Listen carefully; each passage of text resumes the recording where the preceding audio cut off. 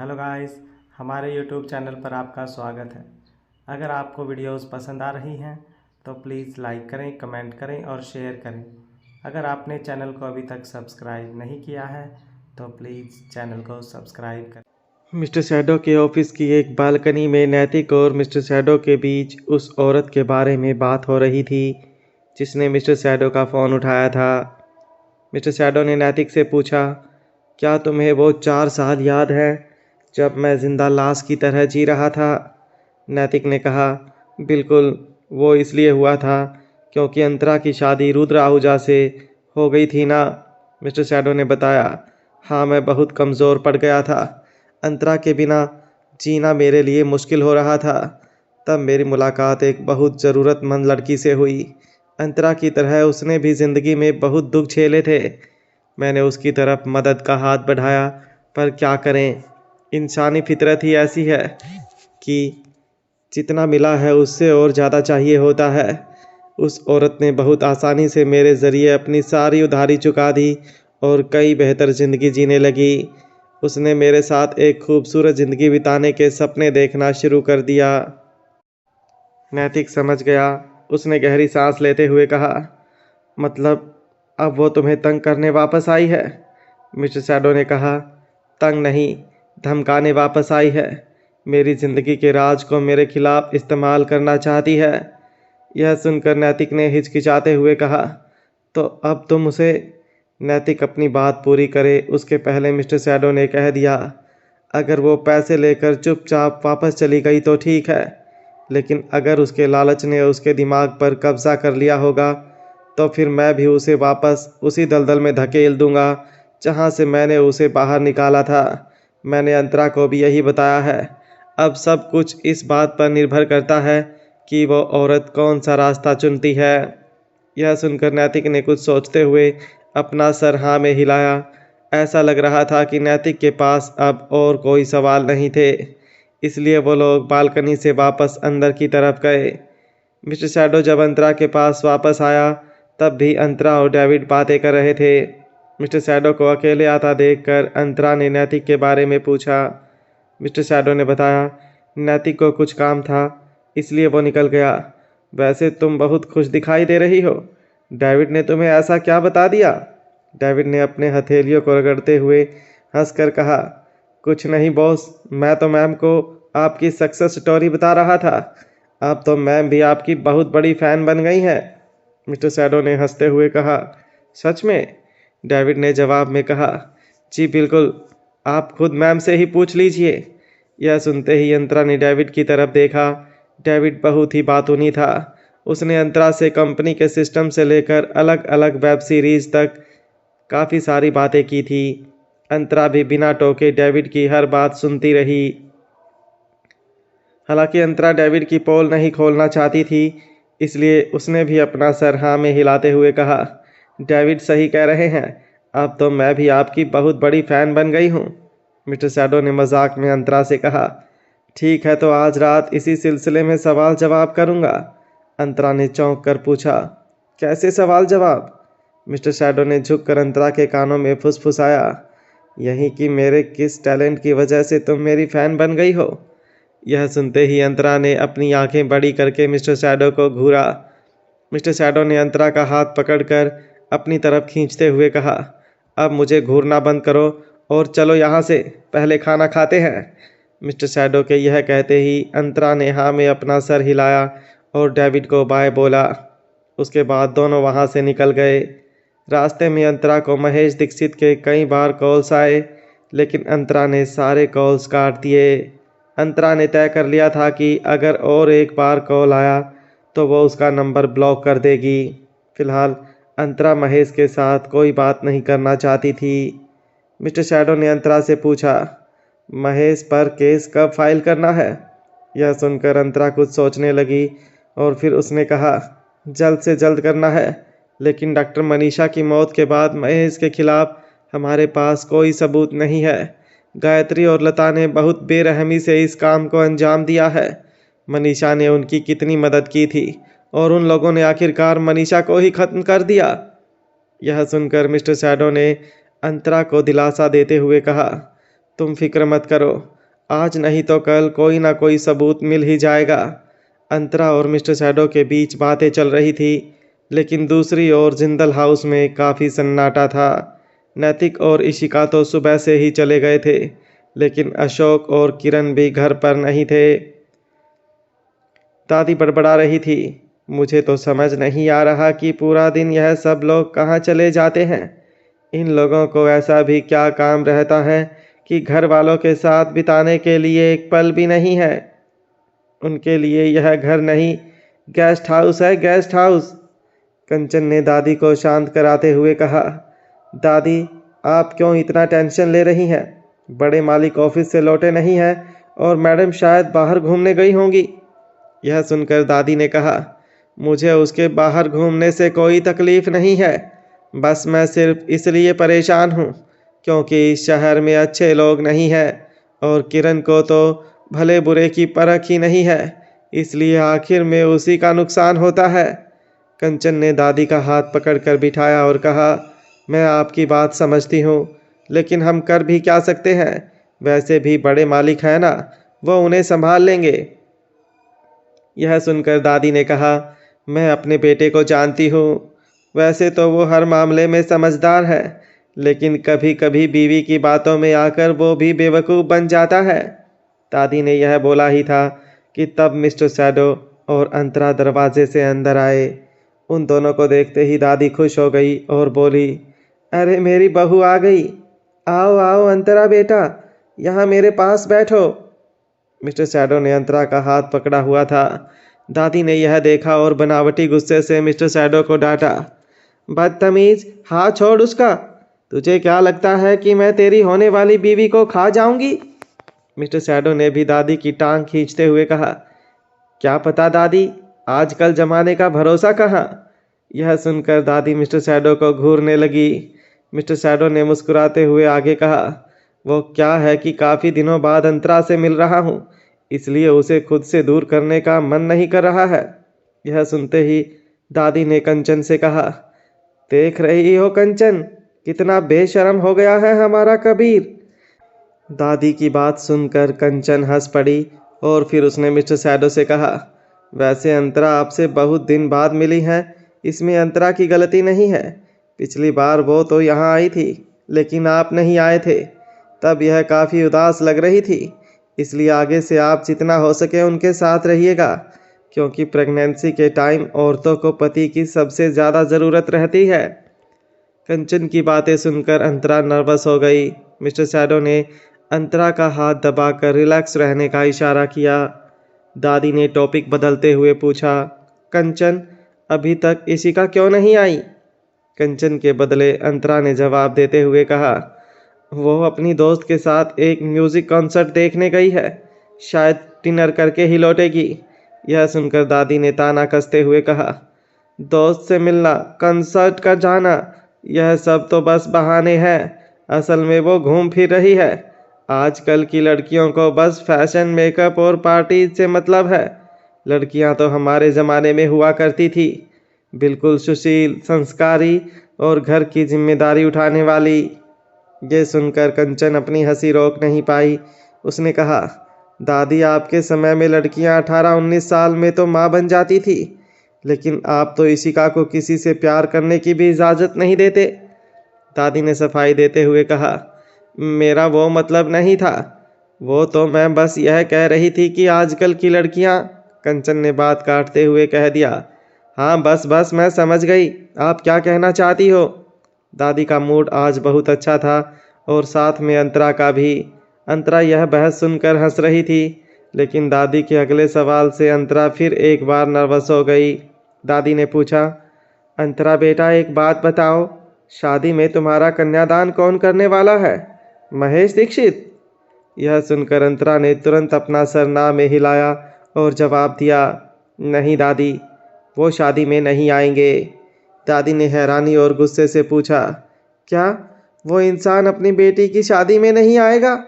उसे पता भी है कि पिता होने की जिम्मेदारी क्या होती है? मिस्टर शैडो ने दादी को शांत करते हुए कहा, दादी यह सब हम देख लेंगे, आप अपना बीपी मत बढ़ाओ। यह सुनकर दादी ने एक गहरी सांस ली और कहा, ठीक है, मुझे तो बस तुम दोनों की शादी की फिक्र है बेटा। यह दिन हर किसी की ज़िंदगी का बहुत बड़ा दिन होता है और मैं नहीं चाहती कि तुम लोगों का ये दिन खराब हो। इतना कहने के बाद दादी ने अंतरा से कहा, लेकिन बेटा कन्यादान के बिना शादी कैसे होगी? ये सुनकर अंतरा के चेहरे पर उदासी छा गई। मिस्टर शैडो ने बात को संभालते हुए कहा, दादी आप चिंता मत करो, कन्यादान के लिए अंतरा के मामा आएंगे। यह सुनकर दादी तुरंत बोल पड़ी, अरे हाँ, अंतरा के मामा भी तो हैं। वैसे भी मामा हमेशा अपने भांजे भांजियों को 2 माँ जितना प्यार करते हैं, इसलिए उन्हें मामा कहते हैं। दादी ने यह कहा ही था, तब तक नौकरों ने डाइनिंग टेबल पर खाना लगाना शुरू कर दिया। खाना खाने के बाद अंतरा और मिस्टर शैडो होटल सहारा लौट आए। होटल पहुंचते ही मिस्टर शैडो ने पहली बार कमरे की लाइट्स ऑन की। अब उसे अंधेरे में छुपने की ज़रूरत नहीं थी। उसने अपना मास्क उतारा और एक तरफ रख दिया। अंतरा ने मिस्टर शैडो का कोट निकाल कर लॉन्ड्री बिन में डाल दिया। मिस्टर शैडो ने अंतरा को पीछे से हक करते हुए कहा, कल तुम्हारे मामा से मिलने चले? अंतरा ने मिस्टर शैडो की तरफ पलट कर जवाब दिया, चल तो सकते हैं, लेकिन मास्क का क्या करेंगे? क्या आप मास्क नहीं पहनोगे?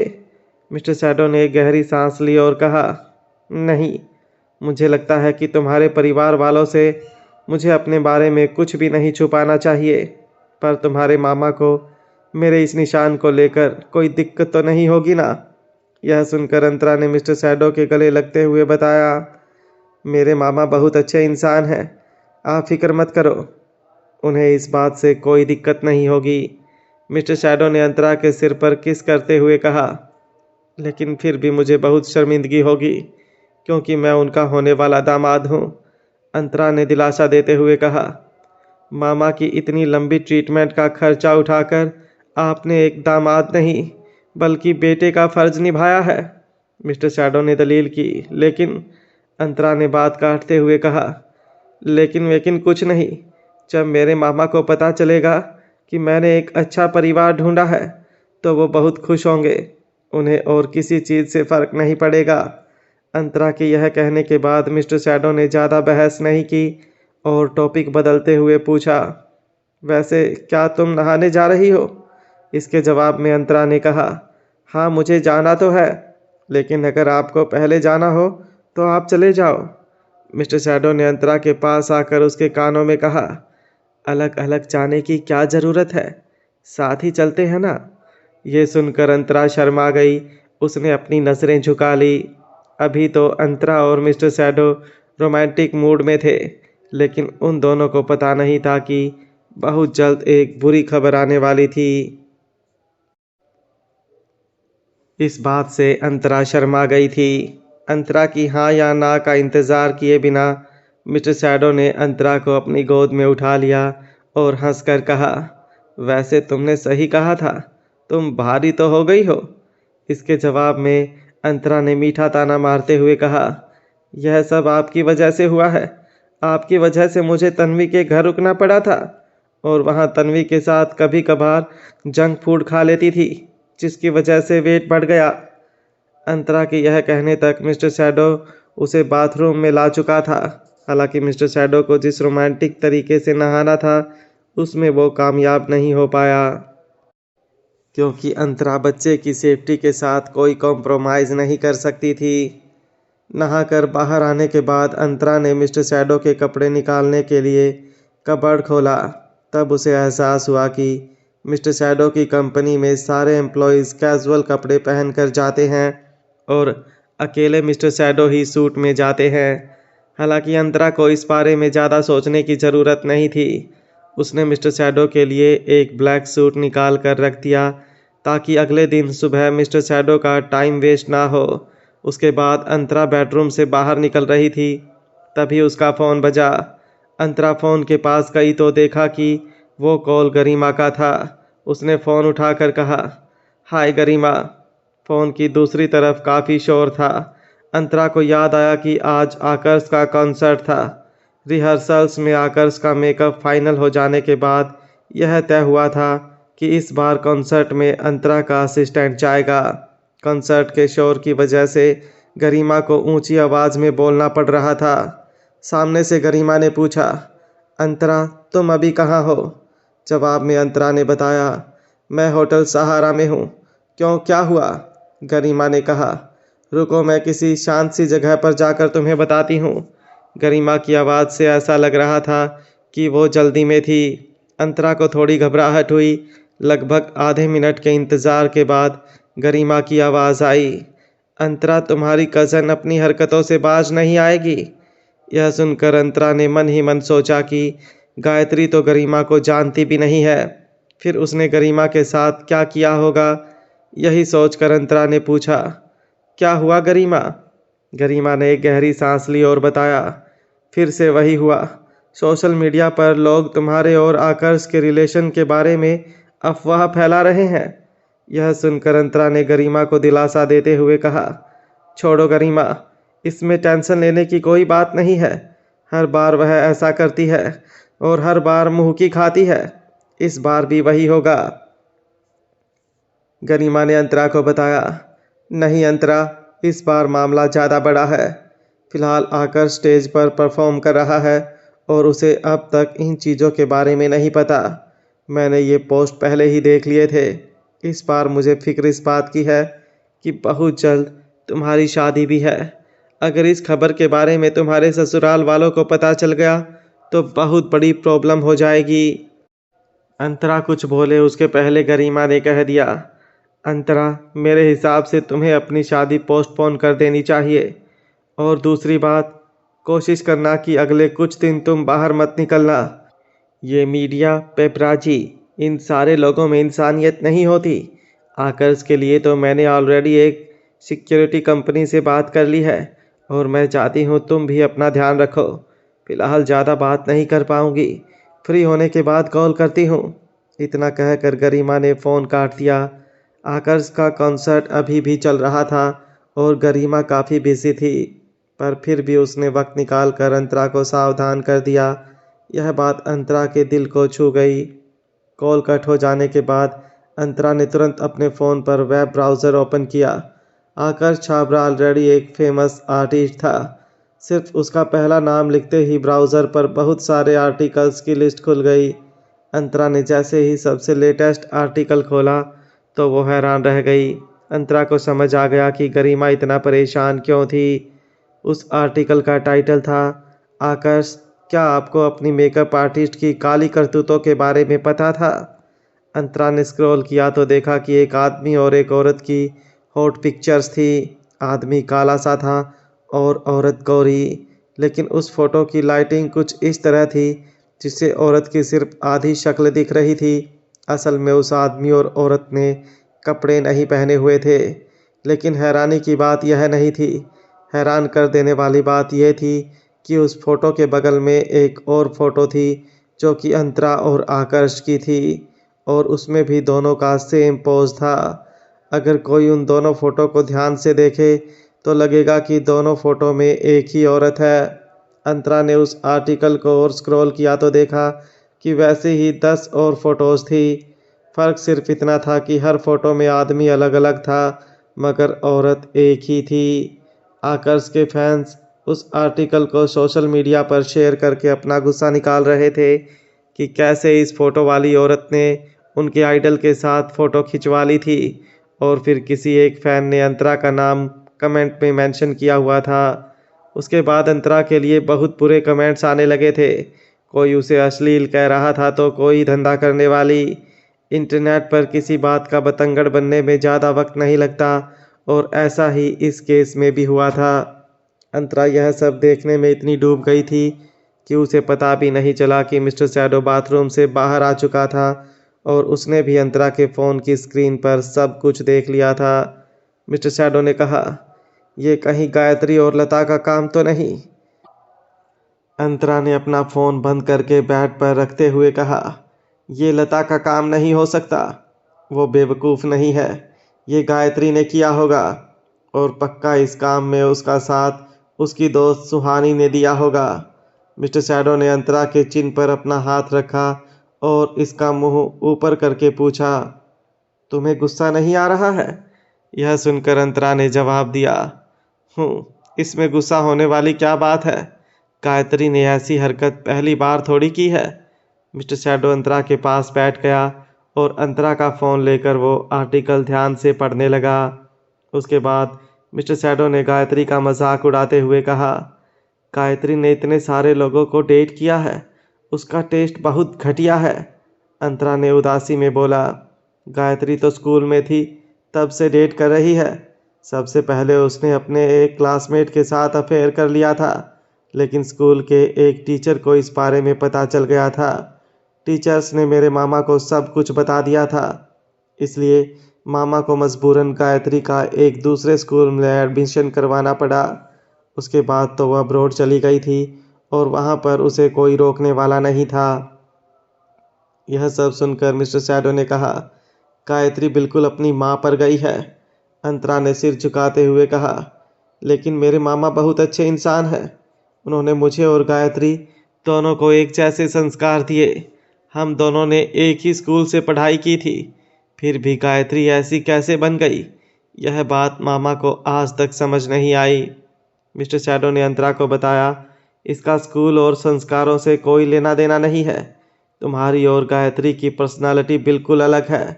यह कहते हुए मिस्टर शैडो अंतरा के फ़ोन पर कुछ कर रहा था। अचानक उसे कुछ दिखा और वो बोल पड़ा, मिल गया। यह सुनते ही अंतरा चौंक गई और उसने पूछा, क्या मिल गया?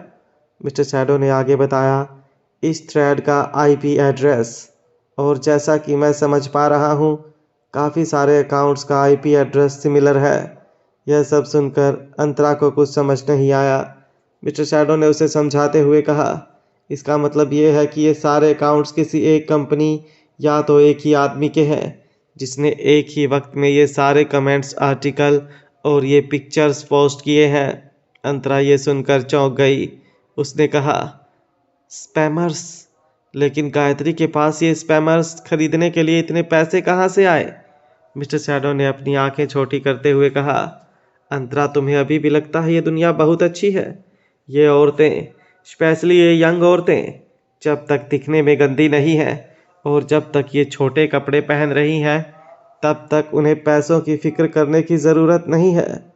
ये सुनकर अंतरा ने एक आह भरी। मिस्टर शैडो ने आगे बताया, अब इससे निपटने के दो ही रास्ते हैं।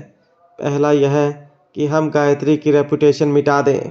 अंतरा ने मिस्टर शैडो को सवालिया नज़र से देखते हुए पूछा, और दूसरा? मिस्टर शैडो ने भारी आवाज़ में कहा, दूसरा रास्ता यह है कि गायत्री को ही इस दुनिया से मिटा दें। यह सुनते ही अंतरा एक धड़कन चूक गई। मिस्टर शैडो ने अपनी बात जारी रखते हुए कहा, तुम बस ये बताओ कि किस राह पर चलना है। मेरे हिसाब से तो दूसरा रास्ता ही सही है, क्योंकि एक बेअक्ल इंसान से लड़ना वक्त की बर्बादी है। इससे बेहतर ये है कि हम उसे मौत की नींद सुला दें। यह सुनकर अंतरा ने कुछ नहीं कहा, इसलिए मिस्टर शैडो को लगा कि अंतरा उसकी बात से सहमत है। कंफर्म करने के लिए उसने फिर से अंतरा से कहा, अगर तुम्हें कोई दिक्कत नहीं है तो मैं दूसरे रास्ते का इस्तेमाल करूँगा। यह सुनते ही अंतरा ने तुरंत कहा, क्या कोई ऐसा तरीका नहीं है जिससे गायत्री की जान ना जाए? मिस्टर शैडो ने चिढ़ते हुए पूछा, इतना सब होने के बाद भी तुम उसे जिंदा रखना चाहती हो? अंतरा ने एक कड़वी मुस्कुराहट के साथ जवाब दिया, गायत्री मेरे मामा की इकलौती औलाद है, उसके अलावा उनका कोई नहीं है। मैं मानती हूँ कि उसने बहुत बुरे काम किए हैं, पर इसका ये मतलब नहीं कि हम उसे जान से ही मार दें। हमें कुछ और सोचना चाहिए। जहाँ होटल सहारा के रूम नंबर 607 में मिस्टर शैडो और अंतरा परेशान थे, वहीं दूसरी तरफ एक नाइट क्लब में गायत्री ड्रिंक लेते हुए एक मोटे से इंसान की तरफ बढ़ रही थी। गायत्री आकर उसकी गोद में बैठ गई। वो आदमी लगभग 100 से 120 किलो का होगा। उसने गायत्री की छाती पर शराब गिरा दी और फिर उसे साफ करने के बहाने गायत्री को छूने लगा। गायत्री ने हिचकिचाते हुए मुस्कुराया और कहा, देवेंद्र जी ऐसा मत कीजिए। देवेंद्र ने एक शैतानी मुस्कुराहट के साथ पूछा, अच्छा तो फिर क्या करूं? यह सुनकर गायत्री नर्वस हो गई, लेकिन उसने कुछ कहा नहीं। गायत्री को अपनी दोस्त सुहानी कपूर से हुई मुलाकात याद आ गई। आज इस नाइट क्लब में आने से पहले जब वो सुहानी से मिली तो सुहानी ने उसे कहा, इस देवेंद्र सेठी की काफ़ी पहुंच है। हालांकि देवेंद्र की खुद की इतनी हैसियत नहीं है, पर उसकी सास काफ़ी बड़ी बिजनेस टाइकून है। उसका बिजनेस न सिर्फ इंडिया बल्कि बहुत सारे देशों में फैला हुआ है। सुहानी ने यह भी बताया था कि शायद उन लोगों का पॉलिटिक्स में भी अच्छा खासा कनेक्शन है। यह सुनकर गायत्री ने पूछा, सास मतलब देवेंद्र शादीशुदा है? सुहानी ने गायत्री का मजाक उड़ाते हुए कहा, तुम्हें इसकी कब से फिक्र होने लगी कि सामने वाला आदमी शादीशुदा है या नहीं? रुद्र भी तो पहले से शादीशुदा था, लेकिन तुमने फिर भी उसे अपने जाल में फंसाया ना। गायत्री ने सुहानी को समझाया, नहीं, मेरा वो मतलब नहीं था। मुझे डर है कि अगर उसके ससुराल वालों को पता चल गया कि ये अफेयर कर रहा है तो फिर तो उसका डिवोर्स हो जाएगा, तो मेरी मेहनत पर तो पानी फिर जाएगा ना। सुहानी के हाथ में एक ड्रिंक था जिसके अंदर उसने एक वाइट पाउडर मिलाया। वो गिलास को धीरे धीरे घुमा रही थी ताकि वो पाउडर ड्रिंक में घुल जाए। उसने गायत्री के सवाल का जवाब देते हुए कहा, तुझे क्या लगता है मैंने बिना सोचे समझे तेरे लिए नया बकरा ढूंढा है? यह सुनकर गायत्री सुहानी की तरफ देखकर उसके आगे बोलने का इंतजार करने लगी। सुहानी ने गायत्री को भरोसा देते हुए कहा, तू फिक्र मत कर, उसका कभी डाइवोर्स नहीं होगा क्योंकि देवेंद्र की बीवी मर्दों में इंटरेस्टेड नहीं है। यह सुनकर गायत्री ने सुहानी को सवालिया नज़र से देखा और पूछा, मतलब? सुहानी ने समझाया, सीधे शब्दों में कहूँ तो देवेंद्र की बीवी लेस्बियन है। देवेंद्र बस अपनी बीवी का कवच है, जिसकी वजह से देवेंद्र की सास उसे बहुत अच्छी तरह ट्रीट करती है और इसी चक्कर में देवेंद्र को उसके ससुराल वालों ने खूब पैसे दिए हुए हैं ताकि वो इंडिया में कंपनी चला सके, घर कार जो चाहे वो खरीद सके। लेकिन देवेंद्र उन पैसों से लड़कियों के साथ रातें भी रंगीन करता है और उसकी सास ऐसे बर्ताव करती है जैसे कि उसे कुछ नहीं पता। जब तक देवेंद्र अपनी बीवी से डाइवोर्स नहीं लेगा तब तक उसकी सास उसकी करतूतें ऐसे ही नज़रअंदाज करती रहेगी। गायत्री ने देवेंद्र सेठी की फ़ोटो देखी और कहा, जब उसकी सास के पास इतना पैसा है तो उसने अपनी बेटी की शादी इस सुअर से क्यों करवाई होगी? कोई अच्छा दिखने वाला आदमी भी तो ढूंढ सकती थी। इसके जवाब में सुहानी ने अपने कंधे उछालते हुए कहा, क्या पता, और तू यह सब क्यों सोच रही है? तू अब बस इस बात पर ध्यान दे कि देवेंद्र सेठी को फंसाना कैसे है, क्योंकि एक बार ये बड़ी मछली तेरे जाल में फंस गई तो कबीर जिंदल भी तेरा कुछ नहीं बिगाड़ पाएगा। यह सुनकर गायत्री ने हाँ में अपना सर हिलाया। उसने अपना मन बना लिया था। गायत्री को पता था कि अब उसके पास कोई ऑप्शन नहीं बचा, क्योंकि रुद्र का तो पहले ही दिवालिया निकल चुका है और अब महेश ने भी उसे घर से निकाल दिया है। अगर ये देवेंद्र सेठी हाथ से निकल गया तो उसे और लता को अपनी बाकी बची ज़िंदगी फुटपाथ पर बितानी पड़ेगी। यही सब सोचकर गायत्री देवेंद्र सेठी को फंसाने निकल पड़ी थी। हालांकि जब गायत्री देवेंद्र के साथ होटल के कमरे में गई थी तब उसे पता नहीं था कि यह रात उसकी ज़िंदगी की सबसे दर्दनाक रात साबित होने वाली है। अगली सुबह जब गायत्री कमरे के बाहर आई तब वो सीधी खड़ी भी नहीं रह पा रही थी। उसने लता को कॉल किया और कहा, माँ मुझे जल्दी से लेने आओ। गायत्री की आवाज़ सुनकर फ़ोन की दूसरी तरफ लता परेशान हुई, लेकिन उसने शांत होकर कहा, पहले यह बताओ कि बात बनी या नहीं। गायत्री ने अपने आप को संभालते हुए कहा, माँ तुमने जैसा कहा था मैंने ठीक वैसा ही किया, मगर यह देवेंद्र सेठी इंसान नहीं राक्षस है। मैं और बर्दाश्त नहीं कर सकती। मुझे नहीं लगता कि मैं इसे लंबे वक्त तक झेल पाऊंगी। लता ने गायत्री को समझाया, बेटा मैं जो भी कर रही हूँ हम दोनों की भलाई के लिए कर रही हूँ। अंतरा के पास अब कबीर जिंदल का साथ है और महेश तो हमें वापस बुलाने से रहा। हमें जल्द से जल्द कोई नया बकरा ढूंढना होगा, वरना हम ही हलाल हो जाएंगे। गायत्री ने एक दीवार का सहारा लेते हुए कहा, मैं तुम्हारी बात समझ रही हूँ, लेकिन तुम पहले मुझे लेने आओ, मेरी हालत बहुत ख़राब है। लता ने मना करते हुए बताया, बेटा सुहानी से कह दो कि वो तुम्हें पिक कर ले, मैं अभी किसी काम में उलझी हुई हूँ। यह सुनकर गायत्री को बुरा लगा। उसने चिढ़ते हुए कहा, माँ सुबह के 8 बज रहे हैं, इतनी सुबह तुम्हें क्या काम है? यह कहने के बाद गायत्री ने विनती करते हुए आगे कहा, प्लीज मुझे लेने आ जाओ, मुझ में और हिम्मत नहीं है। यह सुनकर लता ने मुड़कर अपने पीछे देखा। उसे थोड़ी दूर एक टेबल पर किरण बैठी थी। लता ने धीमी आवाज में कहा, बात को समझो गायत्री, मैं किरण के साथ कॉफ़ी पी रही हूँ। उस बुढ़िया के पास अब ज़्यादा दिन नहीं बचे। उसके जाने के बाद किरण ही जिंदल परिवार की बागडोर संभालेगी। अगर किरण के साथ दोस्ती नहीं बनाए रखी तो हम अंतरा से बदला कैसे ले पाएंगे। ये सुनकर गायत्री को गुस्सा तो आया, पर उसने कुछ नहीं कहा। एक तो देवेंद्र सेठी की वजह से गायत्री पहले से ही गुस्से में थी। आज तक उसने इतने आदमियों के साथ रिश्ते बनाए थे, लेकिन उसमें से कोई भी देवेंद्र जैसा जल्लाद नहीं था।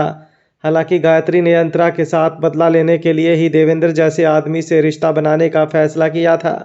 गायत्री को पता था कि अगर उसे देवेंद्र का सहारा मिल गया तो कबीर जिंदल भी उसका कुछ नहीं बिगाड़ पाएगा। अंतरा ने उसके साथ जो किया था वो गायत्री जिंदगी भर नहीं भूल सकती थी। गायत्री ने तय कर लिया था कि वो अंतरा से अपने हर एक अपमान का बदला लेकर रहेगी। गायत्री यह सब सोच रही थी, तब किरण ने नाराज होकर लता को टोका, लता, तुम इतनी सुबह सुबह किसी के साथ फ़ोन पर लग गई। अगर तुम बिजी हो तो मैं भी कोई खाली नहीं बैठी। यह सुनते ही लता ने फ़ोन को कान से थोड़ा दूर किया और तुरंत हंसकर बोली, अरे किरण जी, कैसी बात कर रही हैं? ऐसा कुछ नहीं है, बस 1 मिनट में आई। इतना कहने के बाद लता ने फ़ोन वापस कान पर लगाया और धीरे आवाज़ में गायत्री से कहा, मैं फ़ोन रख रही हूँ। अगर तुम्हारी तबीयत सही नहीं है तो घर जाओ और आराम करो। आज मैं किरण के साथ शॉपिंग पर जा रही हूँ, शाम तक ही लौटूंगी।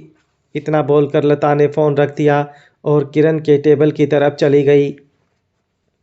इस तरफ गायत्री के पास अब कोई रास्ता नहीं बचा था। वो एक कोने में बैठ गई और काफ़ी देर तक हिम्मत जुटाने के बाद खड़ी हुई और होटल के बाहर आई। महेश के घर से निकाले जाने के बाद गायत्री और लता के पास 2 वक्त खाने के भी पैसे नहीं थे, तो उनका किसी होटल में रहने का तो सवाल ही नहीं था। इसलिए बंसल परिवार के चावल वाले घर पर रहने के अलावा उन दोनों के पास कोई रास्ता नहीं था।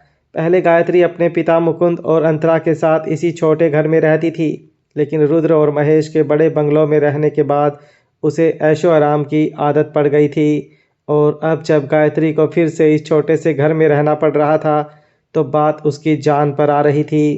किसी तरह जब गायत्री घर पहुंची तो उसने देखा कि ध्रुव पहले से बेड को हड़प कर सो रहा था। गायत्री को ये देखकर गुस्सा आया। उसने ध्रुव को एक लात मारकर जगाया और पूछा, तू स्कूल क्यों नहीं गया? और ये कोई वक्त है सोने का? ध्रुव एक झटके से उठा और गायत्री को घूरते हुए उसने पूछा, अरे तुम आ गई, कल पूरी रात कहाँ थी? यह सुनते ही गायत्री ने ध्रुव को डांट दिया, तू कौन होता है मुझे यह पूछने वाला? पहले नीचे उतर, मुझे सोना है। ध्रुव वापस लेटते हुए बोला, नहीं, अभी तक मेरी नींद पूरी नहीं हुई। गायत्री ने अपनी कमर पर हाथ रखते हुए कहा, रात भर सोया ना तू, और तूने मेरे सवाल का जवाब नहीं दिया। आज तू स्कूल क्यों नहीं गया? ध्रुव ने चादर ओढ़ते हुए कहा, मैं नहीं जाऊंगा स्कूल। स्कूल जाकर मैं बोर हो जाता हूँ, और वैसे भी टीचर से मेरी लड़ाई हुई है।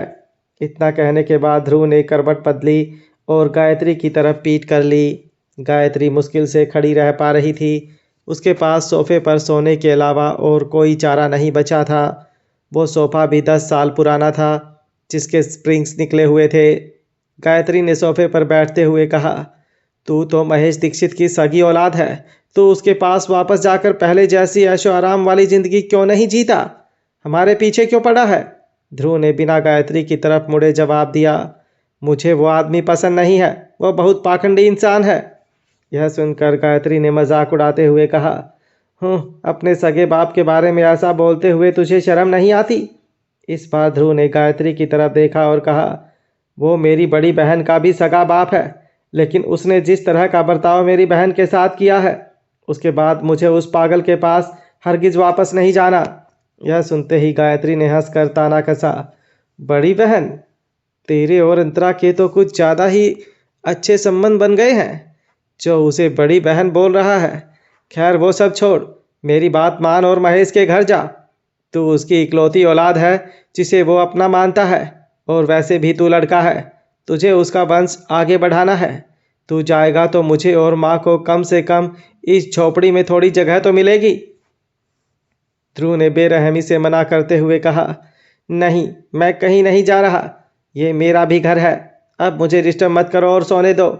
ध्रुव की बात सुनते ही गायत्री ने उसे टोका, तेरा घर कब से हो गया? यह बंसल परिवार का घर है और तेरा सरनेम दीक्षित है। तेरे बाप ने मेरे साथ कितना बुरा किया है, मुझे घर से भी बाहर निकाल दिया है। तू किस हक से मेरे घर में रहने की बात कर रहा है? एक बात याद रखना, यहाँ तेरे बाप की तरह कोई तुझे सर पर चढ़ाकर नहीं रखने वाला। गायत्री की बात जब पूरी हुई तब तक ध्रुव के खर्राटे शुरू हो चुके थे। यह देखकर गायत्री को बहुत गुस्सा आया। वह ध्रुव को मार मार कर उसका भर्ता बना देना चाहती थी, लेकिन फिलहाल उसके अंदर ताकत ही नहीं बची थी। मजबूरन उसे सोफे पर ही सोना पड़ा। दूसरी तरफ लता अभी भी किरण के साथ बैठी थी। लता ने किरण को बताया था कि थोड़ी देर पहले गायत्री का कॉल आया था। उसकी तबीयत खराब थी, इसलिए वो उसे कॉल करके बुला रही थी। किरण ने लता से कहा, मुझे तो तुमसे जलन हो रही है लता। तुम्हारी ऐसी हालत में भी तुम्हारी बेटी तुम्हारे साथ है और एक मैं हूँ। मेरे दोनों सगे बच्चे उस अंतरा को पसंद करते हैं। मेरे बेटे ने तो अंतरा के लिए मेरे साथ भी झगड़ा कर लिया है। समझ नहीं आ रहा कि अंतरा में ऐसी क्या बात है जो एक बेटा अपनी माँ के खिलाफ हो जाता है। दरअसल किरण को इस बात का गुस्सा था कि चीज़ें अभी भी उसके हक में नहीं थी। दादी के जिंदा रहते उसे जिंदल परिवार की मालकिन होने का हक नहीं मिलने वाला था। उसका पति अशोक भी अपनी माँ से इतना प्यार करता था कि अपनी पत्नी की बात को भी हमेशा अनसुना कर देता था। किरण के खुद के बच्चे भी उसकी तरफ नहीं थे। अब तो इशिका भी अंतरा को भाभी भाभी बोलने लगी थी। इन सब के चलते किरण को बहुत गुस्सा आता था, इसलिए वह ज़्यादा से ज़्यादा वक्त घर से बाहर बिताने लगी थी। जब वह बाहर घूमने जाती थी तभी उसका मूड अच्छा रहता था। हालांकि लता ने उसे पहले भी धोखा दिया था, लेकिन फिर भी हर बार जब वह लता से मिलती और लता उसकी चापलूसी करती तो उसे काफ़ी अच्छा महसूस होता था। दूसरी तरफ लता भी किरण के हालातों को अच्छी तरह समझती थी और इसी वजह से वो किरण से मिलने का एक भी मौका नहीं गंवाती। किरण ने कुछ दिन पहले कहा था कि उसे सुबह कॉफ़ी पीना पसंद है, इसलिए लता रोज़ सुबह जल्दी उठकर शहर की सबसे बेस्ट कॉफ़ी शॉप पर पहुंचकर एक टेबल बुक कर लेती है और कॉफ़ी के साथ किरण के फेवरेट नाश्ते का भी ऑर्डर दे देती है, ताकि जब किरण आए तो उसे ऑर्डर देने के लिए लाइन में ना लगना पड़े और आते ही वो गरम गरम कॉफ़ी पी सके। लता ने अपनी पूरी ज़िंदगी यही सीखा था कि किस इंसान को कैसे खुश किया जा सकता है, और वैसे भी महेश के मुकाबले किरण को खुश करना तो लता के बाएं हाथ का खेल था। किरण को सिर्फ बात करने के लिए कोई चाहिए था। किरण चाहती थी कि किसी के साथ मिलकर वो अपने पति और सास की बुराई कर सके। हालांकि किरण को पता नहीं था कि आज लता से मिलने आकर वो एक बार फिर लता के जाल में फंसने जा रही है। लता ने हमदर्दी जताने का नाटक करते हुए एक कड़वी मुस्कुराहट के साथ किरण से कहा, एक औरत होना वाकई बहुत मुश्किल है। हम जिंदगी भर अपने पतियों की सेवा करते हैं, उनके बच्चों को जन्म देते हैं, लेकिन फिर भी उन लोगों को हमारी कोई परवाह नहीं रहती। यह सुनकर किरण दुखी हुई और कहा, तुमने बिल्कुल ठीक कहा। पहले मुझे लगा था कि मैंने सही इंसान से शादी की है। हालांकि वह मेरा इतना ध्यान नहीं रखते थे, पर हाँ, वह मेरी काफ़ी रिस्पेक्ट करते थे।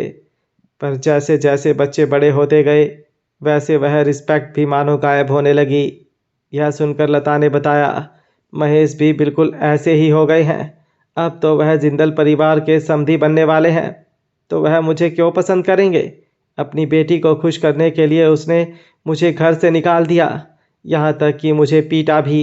यह कहते हुए लता की आंखें नम हो गई। उसकी बात सुनकर किरण चौंक गई। उसने कहा, मिस्टर दीक्षित ने तुम्हें मारा? यह नहीं हो सकता, वह तो बहुत संस्कारी आदमी है, वह कैसे। किरण अपनी बात पूरी करे उसके पहले लता ने अपनी बात शुरू कर दी।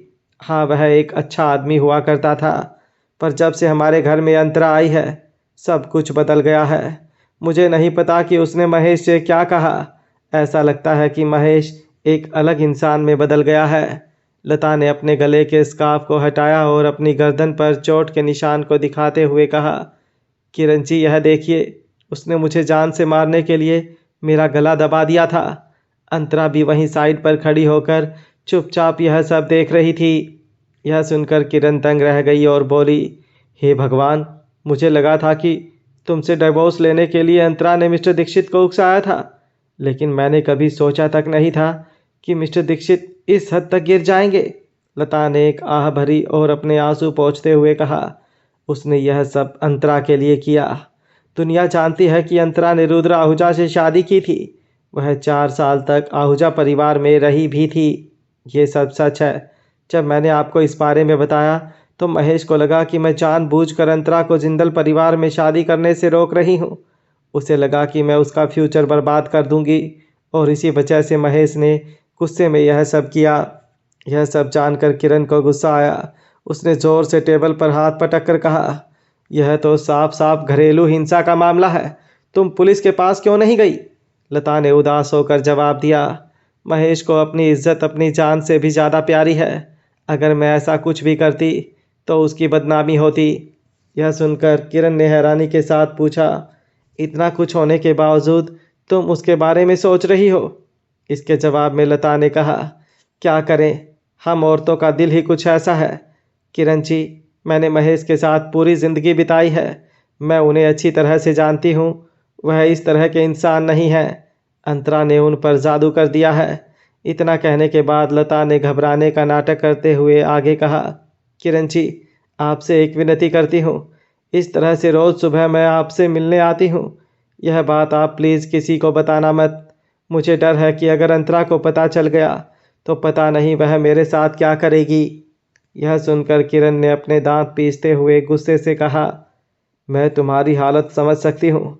इस अंतरा ने ना सिर्फ मिस्टर दीक्षित पर बल्कि मेरी सास, मेरे पति, मेरे 2 बच्चे, सबको अपने वश में कर रखा है।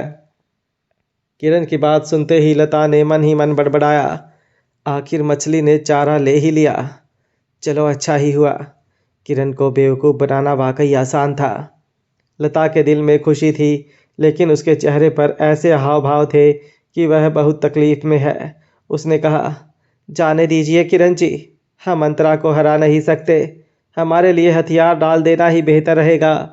यह सुनते ही किरण ने अपनी आवाज़ ऊंची करते हुए कहा, मैं कभी हार नहीं मानूंगी। वह तो बस एक पिद्दी सी लड़की है। भले ही फिलहाल उसका पलड़ा भारी है, लेकिन फिक्र करने की कोई ज़रूरत नहीं है, क्योंकि शादी करके तो वह मेरे ही घर में आने वाली है। फिर देखती हूँ उसे। मेरे पास उससे निपटने के कई तरीके हैं। लता ने धीमी आवाज़ में पूछा, आपको अभी भी लगता है कि अंतरा और कबीर की शादी हो पाएगी? यह सुनकर किरण कंफ्यूज हो गई। उसने लता से पूछा, मतलब तुम कहना क्या चाहती हो? किरण के यह कहते ही लता ने चौंकने का नाटक किया और फिर अपना फ़ोन निकालकर किरण को एक आर्टिकल दिखाते हुए कहा, पूरी दुनिया को अंतरा की काली करतूतों के बारे में पता चल चुका है, लेकिन आपको अभी तक इस बात की खबर तक नहीं है। आर्टिकल में फ़ोटोज़ देखकर किरण के पैरों तले से ज़मीन खिसक गई। लता ने अपनी बात जारी रखते हुए आगे कहा, किरण जी, मैं तो शुरू से आपको यही बताती आई हूँ कि अंतरा आपके परिवार की बहू बनने लायक नहीं है। अब आप खुद ही सबूत देख लीजिए। अंतरा पहले कितने मर्दों के साथ रातें बिता चुकी है। यही वह अंतरा है जो आपके बच्चों की भाभी बनने वाली है। यह सुनकर किरण की आंखें गुस्से से लाल हो गई। उसने ऊंची आवाज़ में कहा, नहीं, मैं ऐसी लड़की को कभी भी अपने घर की बहू नहीं बनने दूंगी।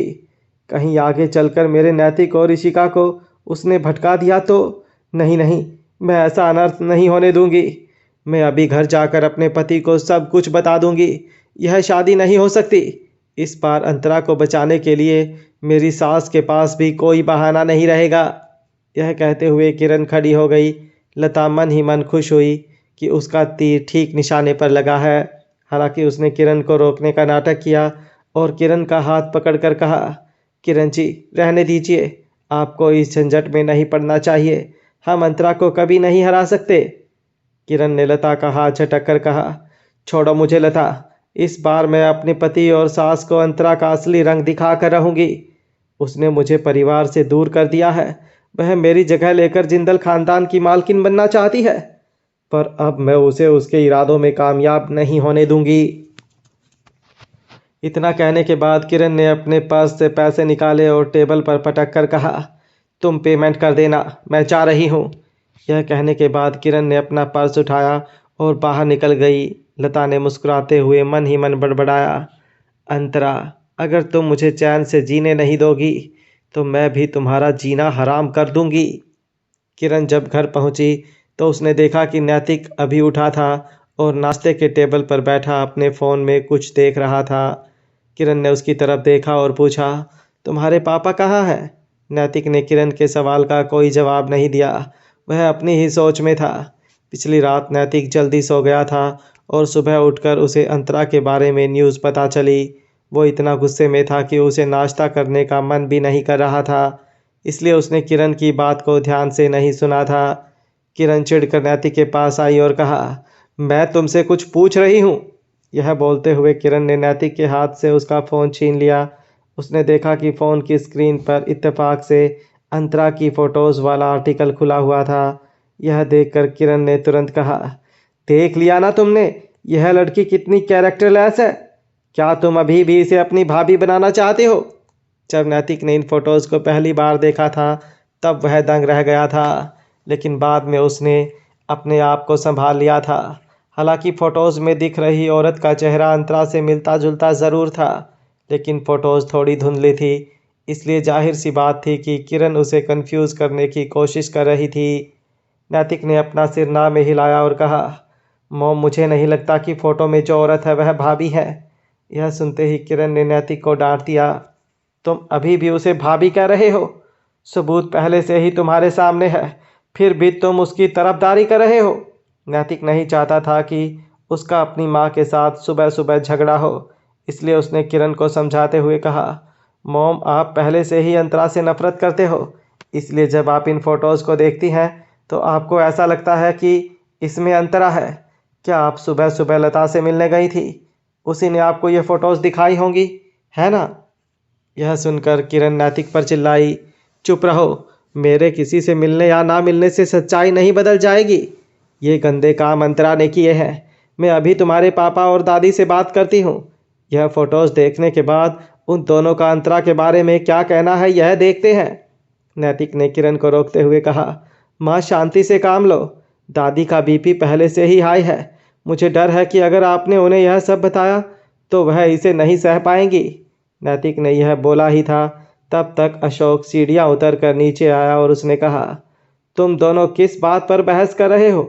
अशोक ने चश्मा पहन रखा था और उसके हाथ में अखबार था। उसने आगे कहा, सुबह सुबह इतना शोर मचा रखा है कि मैं शांति से अखबार भी नहीं पढ़ सकता।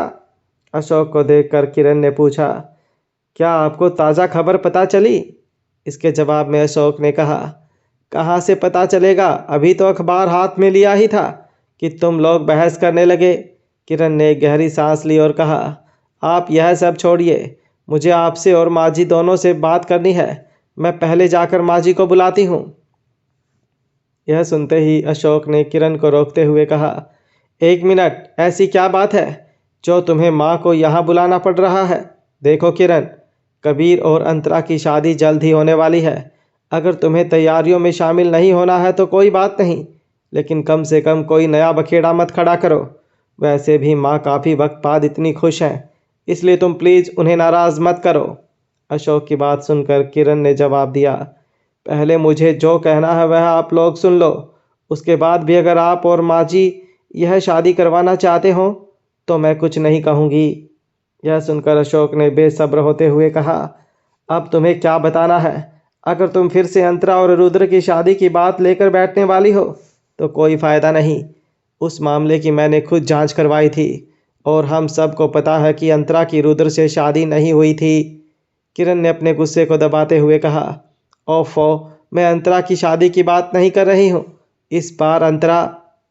किरण अपनी बात पूरी करे उसके पहले कंचन दरवाजे से अंदर आई।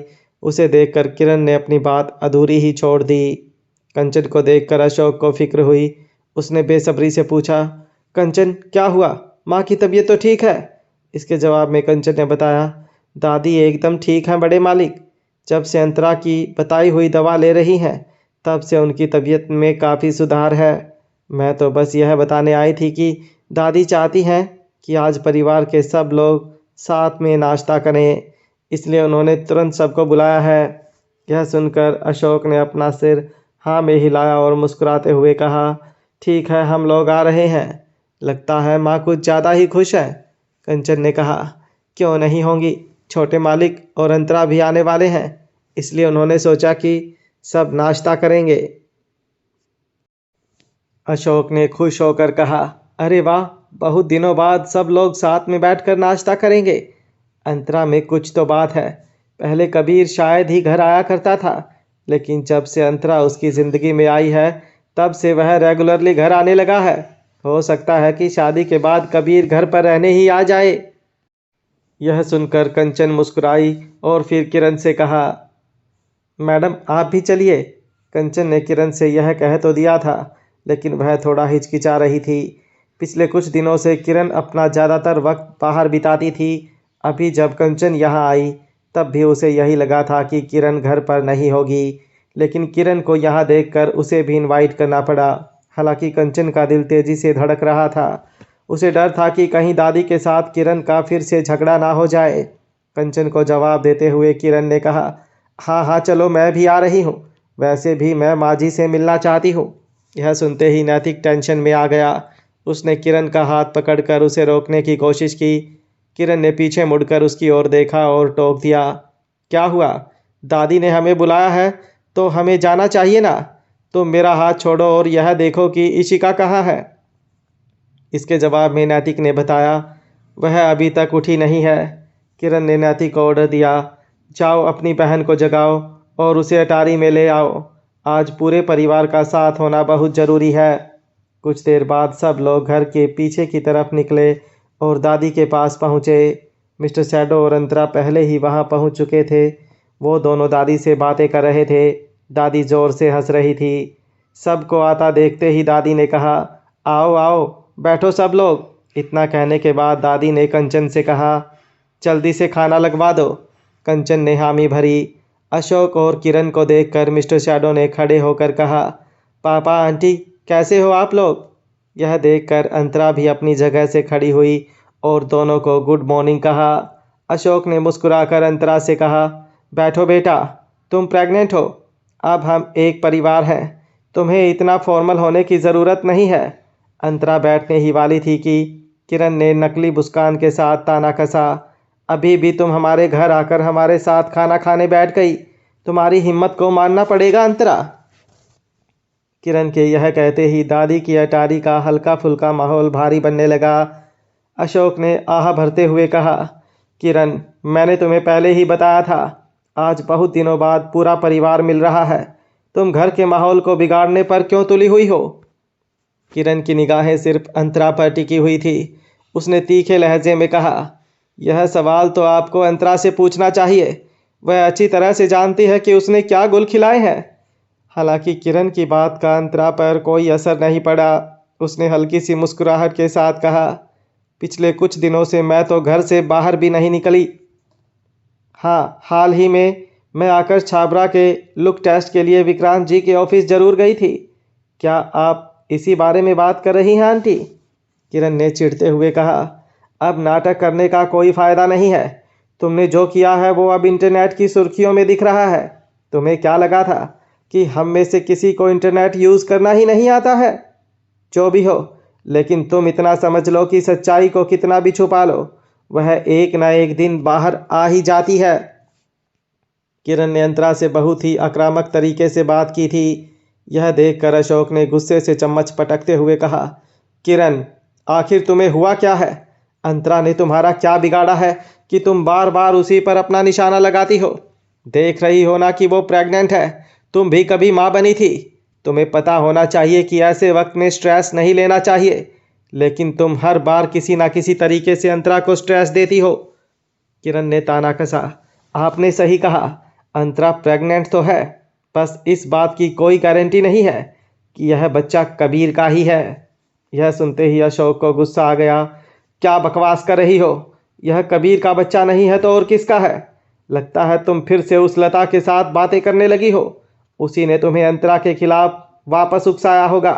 क्या तुम भूल गई पिछली बार उसी की वजह से तुम सबके सामने झूठी साबित हुई थी? कितनी बार तुम्हें समझाया कि वो औरत अच्छी नहीं है, वो सिर्फ तुम्हारा इस्तेमाल करके इस घर को तोड़ना चाहती है, लेकिन तुम हो कि समझने को ही तैयार नहीं हो। किरण ने भी गुस्से से कहा, ठीक कहा आपने, पिछली बार मैं झूठी साबित हुई थी, लेकिन इस बार ऐसा नहीं होगा। अंतरा हमारे परिवार की बहू बनने लायक नहीं है। इस बात का आज मैं पक्का सबूत लाई हूँ। इतना कहने के बाद किरण ने अपना फ़ोन निकाल कर दादी को दिया और आगे कहा, माँ जी आप इन सारे फ़ोटोज़ को देखकर बताइए कि इसमें आपको कौन नज़र आ रहा है। दादी ने फ़ोटो पर एक नज़र डालने के बाद कहा, मैं इसे जानती ही नहीं, तो मुझे कैसे पता चलेगा कि ये कौन है। कंचन जरा देखो अभी तक दलिया क्यों नहीं परोसा गया। कंचन ने जवाब में कहा, दादी जी सब तैयार है, बस आता ही होगा। दरअसल दादी किरण को पूरी तरह नज़रअंदाज कर रही थी। किरण ने बड़ी मुश्किल से अपने गुस्से को दबाया और स्क्रीन को अशोक की तरफ मोड़ते हुए कहा, माँ जी को शायद साफ दिखाई नहीं दे रहा होगा। आप देखिए आपकी होने वाली बहू के कैसे कैसे कारनामे रहे हैं। अशोक ने एक नज़र देखा और दंग रह गया, फिर अपने बाहों को सिकोड़ कर कहा, यह तो। किरण ने मुस्कुराकर कहा, सही पहचाना, यह आपकी प्यारी और बहुत अच्छी बहू है, जिसे आप सब बहुत पसंद करते हैं। अब बताइए क्या यह हमारे घर की बहू बनने लायक है? क्या आप लोगों को यह बेवकूफ़ नहीं बना रही है? अशोक भड़क कर बोला, तुम्हारा दिमाग तो ठिकाने पर है किरण। इस आर्टिकल में साफ लिखा है कि इन फोटोज़ में दिखने वाली औरत महेश दीक्षित की बेटी गायत्री दीक्षित है। यह सुनते ही किरण के पैरों तले ज़मीन खिसक गई। उसने तुरंत फ़ोन की स्क्रीन को अपनी तरफ घुमाया और ध्यान से देखने लगी। फ़ोटोज़ तो वही थे, लेकिन उन सारे फ़ोटोज़ में अब अंतरा की जगह गायत्री थी। किरण का दिमाग काम करना बंद कर दिया था। उसे समझ नहीं आ रहा था कि आखिर यह हुआ कैसे। थोड़ी देर पहले जब वो कॉफ़ी शॉप में लता के साथ थी, तब तो यह सारे फ़ोटोज़ अंतरा के ही थे। नाम भी अंतरा का लिखा था, लेकिन उसकी जगह अचानक गायत्री का नाम कहाँ से आ गया। किरण सदमे से बाहर नहीं निकल पा रही थी। उसने कहा, यह कैसे हुआ? जो मैंने देखा था वो तो। किरण अपनी बात पूरी करे उसके पहले अशोक ने उसकी बात काटते हुए कह दिया, अब बस करो किरण, शायद तुमने यही सोचा होगा कि अंतरा गायत्री की बहन है तो वह भी गायत्री जैसी होगी, लेकिन तुम यह भूल रही हो कि अंतरा की परवरिश उसके दो मामाओं ने की है, दीक्षित परिवार ने नहीं। इसके अलावा सब एक जैसे नहीं होते हैं। मुझे पूरा यकीन है अंतरा गायत्री की तरह ऐसा शर्मनाक काम और बेवकूफ़ी कभी नहीं करेगी। किरण अब भी सदमे में थी। वह अपनी ही सोच में डूबी हुई थी। कॉफ़ी शॉप से घर का रास्ता ज़्यादा से ज़्यादा आधे घंटे का होगा, फिर इतनी जल्दी सारी तस्वीरें बदल कैसे गईं? यह नामुमकिन था। किरण ने फिर से तस्वीरों को ध्यान से देखा। जितना वो उनको देखती गई उतना ही वो और हैरान होती गई। पहले की तस्वीरें धुंधली सी थी, बस बाहरी रूपरेखा से ऐसा लग रहा था कि फ़ोटो वाली औरत अंतरा से काफ़ी मिलती जुलती थी, लेकिन अब की जो फ़ोटोज़ थी वो बहुत ज़्यादा साफ थी। कहीं से भी वह अंतरा की तस्वीरें नहीं लग रही थी। पर अब एक नज़र देखकर कोई भी कह सकता था कि यह गायत्री की ही तस्वीरें थी। किरण यह सब सोच रही थी, तब दादी ने ज़ोर से हंसते हुए कहा, चलो अब जाने दो, वो लड़की और अंतरा बहनें हैं, इसलिए दोनों थोड़ी बहुत एक जैसी दिखती हैं। इस वजह से किरण ने गलती से गायत्री को अंतरा समझ लिया। अब इन बातों को छोड़ो और सब खाना खाओ। अशोक काफ़ी डरा हुआ था कि कहीं इस बार भी किरण की वजह से फिर से उसकी माँ गुस्सा होगी तो उसकी तबीयत खराब हो जाएगी, मगर दादी को यूं हंसते देखकर उसे भी बहुत राहत मिली। दादी ने आगे कहा, किरण तुम अपनी आंखें चेक करवा लो। इतना कहने के बाद दादी ने अशोक से कहा, किरण का मिजाज आजकल ठीक नहीं रहता। अशोक तुम्हें अपनी पत्नी के साथ कुछ और वक्त बिताना चाहिए। ऐसी उम्र में मेनोपॉज की वजह से इंसान का स्वभाव चिड़चिड़ा हो जाता है। अशोक ने दादी को भरोसा दिया कि वह अब से किरण को ज़्यादा वक्त देगा। उसके बाद अशोक अंतरा की तरफ मुड़ा और बोला, अंतरा बेटा, पता नहीं किरण को क्या हो गया है। पहले वह ऐसी बिल्कुल नहीं थी। तुम प्लीज़ बुरा मत मानना। अंतरा ने मुस्कुराते हुए जवाब दिया, आप फिक्र मत कीजिए, मुझे बुरा नहीं लगा।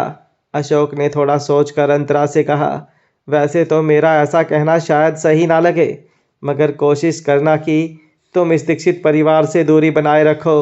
तुम्हारी उस कज़न ने कैसी कैसी तस्वीरें खिंचवाई हैं। क्या अच्छे घर की लड़कियां भी ऐसा करती हैं? मिस्टर शैडो, जो अभी तक सब कुछ चुपचाप सुन रहा था, उसने अंतरा की साइड लेते हुए कहा, पापा आप फिक्र मत करो, अंतरा का उन लोगों के साथ कोई लेना देना नहीं है। यह सुनकर अशोक को काफ़ी राहत मिली। उसने कहा, अच्छी बात है। यह दीक्षित परिवार कुछ ज़्यादा ही अजीब है, इनको समझना मुश्किल है। इतना कहने के बाद अशोक ने किरण की तरफ देखकर कहा, अब शांत हो जाओ, तुम्हारी गलती को सबने माफ़ कर दिया, आराम से खाना खाओ। किरण के पास कहने के लिए कुछ नहीं था। उसने फिर एक बार फ़ोन पर तस्वीरें देखी। किरण को अब समझ आ रहा था कि पिछले कुछ दिनों से लता उसका इतना ध्यान क्यों रख रही थी। हर रोज़ साथ शॉपिंग जाना, खाना पीना, किरण की सेवा करना, लता इनमें से एक भी बात में चूकी नहीं थी।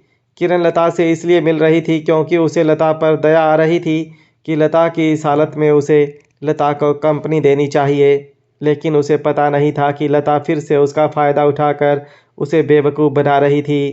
किरण ने गुस्से में थी कि उसके हाथ पैर कांपने लगे थे। किरण के हाथ लड़खड़ाए और उसके हाथ में पकड़ा हुआ चम्मच जमीन पर जा गिरा, जिस वजह से चोर की आवाज़ हुई। यह देखकर अशोक ने अपना चम्मच प्लेट पर रखते हुए कड़ी आवाज़ में कहा, तुम्हें क्या हो गया है किरण? तुम अंतरा को इसलिए पसंद नहीं करती क्योंकि उस लता ने तुम्हारे मन में अंतरा के खिलाफ जहर भर दिया है, मगर फिर भी अंतरा को तुमसे कोई शिकायत नहीं है। इससे पता चलता है कि अंतरा कितनी अच्छी और संस्कारी लड़की है। जब मैंने कह दिया कि मामला खत्म हो गया है, फिर भी तुम गुस्से से चम्मच फेंक रही हो। यह सुनते ही किरण ने घबरा कर अशोक की तरफ देखा। वह कुछ जवाब देने की कोशिश कर रही थी, लेकिन उसके मुंह से आवाज़ ही नहीं निकल रही थी।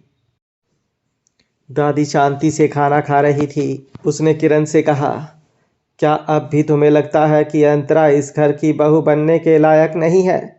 कम से कम अब तो समझ जाओ कि लता किस तरह की इंसान है। उसकी बेटी कितनी बेशर्म है, यह जानने के बावजूद भी तुम्हें उससे दोस्ती रखनी है। कब तक उसकी साजिशों में तुम मोहरा बनती रहोगी? इतना कहने के बाद दादी ने एक गहरी सांस ली और आगे कहा, इतनी बार समझाने पर तो छोटा बच्चा भी बात मान जाता है, लेकिन तुम्हें हमारी बात समझ ही नहीं आती किरण। यह सुनते ही किरण की आंखें गुस्से से लाल हो गई। दादी के शब्द बहुत तीखे थे। इतने सालों में दादी को हमेशा यही लगा कि किरण कभी भी परिवार की जिम्मेदारी संभालने के काबिल नहीं थी। इसी वजह से जिंदल परिवार में हर फैसला अशोक और दादी आपस में बात करके लेते थे। किरण को कभी डिस्कस करने के लिए भी नहीं बुलाया जाता था। फिर भी किरण चुपचाप यह सब सहती आई थी। वह यह सोचकर खुद को मना लेती थी कि दादी घर की बड़ी थी और उसे ज़िंदगी का तजुर्बा भी ज़्यादा था, मगर अब अंतरा घर की बहू बनने वाली थी और दादी के इरादों को देखकर साफ पता चल रहा था कि अंतरा दादी की हर उम्मीद पर खरी उतर रही थी और बहुत जल्द वो ही इस घर की असली मालकिन बन जाएगी। यह सब किरण के बर्दाश्त के बाहर था, लेकिन अभी उसके पास चुप रहने के अलावा कोई चारा नहीं था। एक बार फिर उसने मुंह की खाई थी। नैतिक ने बात को घुमाते हुए कहा, दादी आप यह पनीर ट्राई कीजिए, बहुत टेस्टी बना है। पनीर में काफ़ी सारा प्रोटीन भी होता है। दादी समझ गई कि नैतिक अपनी माँ को बचाने की कोशिश कर रहा था। दादी ने मुस्कुराते हुए कहा, अब हमारा नैतिक भी बड़ा हो गया है। यह कहने के बाद दादी ने नैतिक की तरफ देखते हुए आगे कहा, तुम भी अपने लिए एक अच्छी सी लड़की ढूंढ लो, समझे? इसके जवाब में नैतिक ने कहा, मुझे कोई जल्दी नहीं है दादी, अभी तो भाई की शादी होनी है, मैं तो अभी उनसे बहुत छोटा हूँ। दादी ने नैतिक को टोका, तुझे जल्दी नहीं है, लेकिन मुझे तो है। मुझे तो अपने दोनों पोतों की फिक्र रहेगी ना। तुम्हारा भाई बाप बनने वाला है और खुद को देखो, एक गर्लफ्रेंड तक नहीं है तुम्हारी। अच्छी लड़कियां किसी का इंतज़ार नहीं करती। जब तुम्हारा शादी करने का मन करेगा तब तक सारी अच्छी लड़कियां हाथ से निकल जाएंगी। दादी की उम्र की वजह से उनकी तबीयत भी ठीक नहीं रहती थी, शायद इसलिए उसे अपने पोतों की शादी कराने की जल्दी थी। अब दादी की एक ही ख्वाहिश थी कि उसके दोनों पोते शादी करके उसे परपोते दें। कुछ सोचते हुए दादी ने कहा, दरअसल मुझे इशिका की ज़्यादा फिक्र है। वह बिल्कुल अपनी माँ पर गई है, बेखबर और लापरवाह। देखो अभी तक सो रही है। यह सुनकर अंतरा ने मुस्कुराते हुए कहा, दादी जी यह उम्र ही ऐसी है, पर आपको इशिका की फिक्र करने की ज़रूरत नहीं है। वह बहुत ही खूबसूरत और प्यारी है। आप देखना, उसके लिए अच्छे लड़कों की लाइन लग जाएगी। जब सही वक्त आएगा तब लड़का पसंद करने में हम सब उसकी मदद करेंगे, मगर सबसे ज़रूरी बात यह है कि वो लड़का इशिका को पसंद आना चाहिए। दादी खुश होकर बोली, हाँ यह तुमने बिल्कुल ठीक कहा। तुम उसकी भाभी हो और इशिका तुम्हें पसंद करती है। तुम सब एक ही पीढ़ी के हो, तो एक दूसरे के दिल की बात को अच्छे से समझते हो। अब सही वक्त आने पर तुम्हें ही सब देखना पड़ेगा। दादी और अंतरा की बातें सुनकर अशोक भी हंसते हुए बोला, यह सही कहा आपने माँ, अंतरा को ही यह सब संभालने दो। अब आपके और मेरे आराम करने का टाइम आ गया है। अशोक के यह कहते ही सब लोग हंसने लगे, सिवाय किरण के। पूरे वक्त वह अपने दांत पीसते बैठी रही। नाश्ते के बाद दादी पूजा पाठ करने मंदिर के हॉल में चली गई। बाकी लोग भी टेबल से उठे और बाहर निकलने लगे। किरण तेजी से सबसे आगे निकल गई।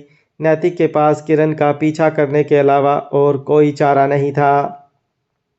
मिस्टर शैडो और अंतरा अशोक के साथ बाहर निकलते हुए बातें कर रहे थे। अशोक ने अंतरा से कहा, आज किरण ने जो कहा उसे दिल पर मत लेना बेटा। किरण भले ही जैसी भी हो, मगर किसी के खिलाफ साजिश रचने वालों में से नहीं है। उसकी प्रॉब्लम बस इतनी है कि वो दूसरों की बातों में बहुत आसानी से आ जाती है। किरण के लिए अपने मन में कोई बैर मत रखना। अंतरा ने अशोक को भरोसा दिया, मैंने आंटी के लिए ना कभी अपने मन में बैर रखा था और ना कभी रखूंगी। अंतरा को पता था कि लता ने ही उसके खिलाफ किरण के कान भरे थे। हालांकि किरण की तरफ अंतरा को ना ही कोई लगाव था और ना ही कोई कड़वाहट। किरण ने पहले से ही अंतरा को एक बुरी इंसान मान लिया था, लेकिन अंतरा ने कभी भी किरण को अपने बारे में कोई सफाई देने की कोशिश नहीं की थी। एक औरत होने के नाते किरण के जज्बातों को अंतरा अच्छे से समझ सकती थी। अंतरा की वजह से दादी की तबीयत में सुधार आया था। इससे सिर्फ दादी ही नहीं बल्कि घर के बाकी सब लोग अंतरा से बहुत खुश थे, जिस वजह से जिंदल परिवार में अंतरा का मान बढ़ रहा था। जाहिर सी बात थी कि किरण को अंतरा से खतरा महसूस हो रहा था। अंतरा यह सब सोच रही थी, तभी अशोक ने कहा, थैंक यू बेटा। जब तुम इतना सब समझती ही हो तो मुझे और कुछ कहने की ज़रूरत नहीं है। इतना कहने के बाद अशोक ने टॉपिक बदलते हुए कहा, एक और बात है जो मैं तुम दोनों से पूछना चाहता हूँ। यह सुनकर मिस्टर शैडो ने सीधा कह दिया, आप महेश दीक्षित के बारे में बात करना चाहते हो, है ना? अशोक ने अपना सर हाँ में हिलाते हुए कहा, मुझे वह आदमी बिल्कुल सही नहीं लगता। महेश भले ही कश्यप कॉरपोरेशन में काम कर रहा है, लेकिन नीरज कश्यप काफ़ी लंबे समय से हमारे साथ जुड़े हुए हैं। मैं महेश दीक्षित पर बिल्कुल भरोसा नहीं कर सकता, लेकिन आखिर में वह अंतरा का सगा पिता है। अब तुम दोनों आपस में यह फैसला करके बताओ कि उसके साथ करना क्या है, और तुम दोनों को टेंशन लेने की ज़रूरत नहीं है। उसके साथ जो करना है मैं करूँगा। ऐसा लग रहा था कि अशोक को सब कुछ पहले से पता था। उसे इस बात का डर था कि महेश अंतरा को कोई नुकसान ना पहुंचाए, इसलिए वो पहले से ही अंतरा और मिस्टर शैडो को सावधान करना चाहता था। अंतरा ने अशोक से कहा, आपको महेश दीक्षित को लेकर जो फैसला लेना है ले लीजिए। उसे काम से निकालना है चाहे तो निकाल भी सकते हैं, आपको पूरी आज़ादी है, क्योंकि मैंने तो उसे पहले ही बोल दिया है कि मेरा उसके साथ कोई रिश्ता नहीं है। अशोक अंतरा का इशारा समझ गया। अब अशोक का कॉन्फिडेंस लेवल काफ़ी बढ़ गया था। उसे समझ आ गया था कि उसे क्या करना है।